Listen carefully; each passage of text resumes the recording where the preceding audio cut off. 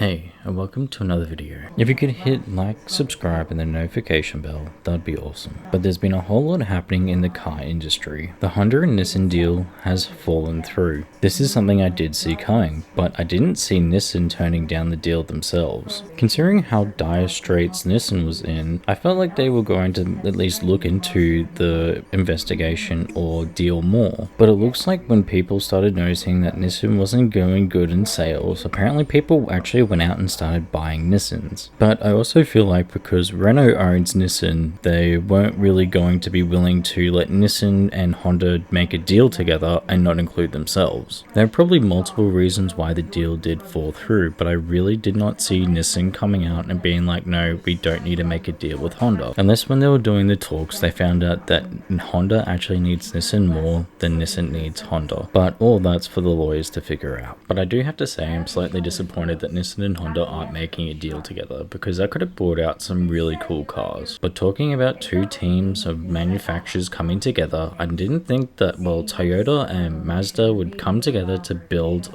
allegedly the new Supra. I'm not gonna lie, I didn't really have Toyota and Mazda teaming up to build a brand new sports car. Considering how much shit they got from actually doing a deal and working with BMW for the last Supra, I really didn't see Toyota actually teaming up with Mazda or anyone else to build another platform, because everyone wanted the car to be 100% Toyota. Considering that Toyota is bringing out the final edition of the Supra as a track edition, I didn't see them wanting to team up with anyone else and having their own design and own GR racing actually build the car. Because I feel like with them getting into the supercars in Australia in the V8 variant that they're making get into the Bathurst 1000, I would think that they would want to use their own technology to get there and not have another platform. Hence why they took out the 6-cylinder in the Supra in the first place and put in a Lexus V8 engine. So to me, I feel like it may have been a mistranslation or a miscommunication, where I think maybe that Mazda and Toyota are going to be competitive with each other. Maybe Mazda is going to bring out a new V6 engine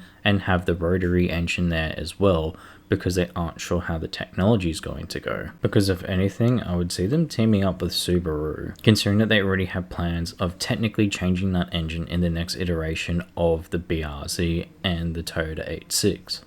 Also, considering that they've already built engines together and they are partly owned by each other, it would probably make more sense for them to do that than to team up with Mazda and build a whole new engine that, no one really knows anything about. I mean, also considering how good the BRZ and the Toyota 86 actually are selling for Subaru and for Toyota, it really does make more sense for them to combine their efforts together and actually, continue working together in building, other new engines together or new platforms. And considering that Ford owns 33% of Mazda, I don't know why they would want to work with Toyota. Apparently, Toyota and Mazda have a manufacturing agreement to help each other with electrical vehicles, and also hybrid system and long-range extension systems. So I think this might be where people are getting their information from. Does it mean that the new Supra will be either an electric vehicle or have a hybrid system included in it?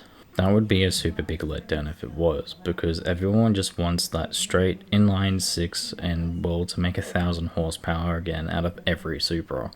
But this kind of also doesn't make sense, because Toyota is going to be bringing out the Toyota Celica with 400 horsepower and all-wheel drive. But I've been reading these weird articles because apparently it's the MR2 Celica is what this car is going to be called. Apparently there is reports that there were going to be two separate cars, but it looks like that the information's changed and they're going to be bringing out the MR2 Celica instead of just the Celica. There's still not too much known about this car, so only time can really tell what's going to be happening with this vehicle. But that's just a quick roundup of the news for the last couple of weeks. If you guys could hit like, subscribe, and the notification bell, that'd be awesome. And I'll catch you all in the next video.